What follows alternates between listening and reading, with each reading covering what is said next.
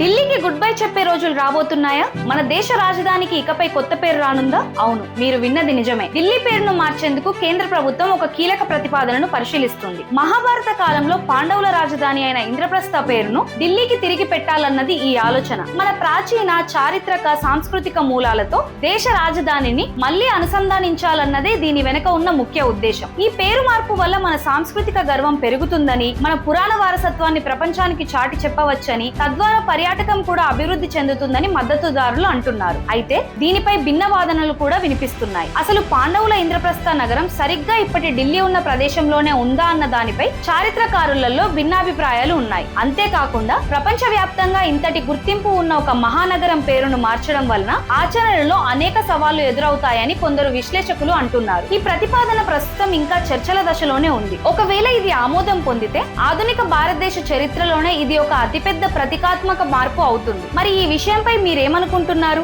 ఢిల్లీ పేరును ఇంద్రప్రస్థగా మార్చడం సరైనదేనా కాదా? మీ అమూల్యమైన అభిప్రాయాన్ని కింద కామెంట్స్ లో తప్పకుండా తెలియజేయండి. ఈ ముఖ్యమైన విషయం గురించి అందరికీ తెలియాలంటే ఈ వీడియోను లైక్ చేసి షేర్ చేయండి. జై హింద్.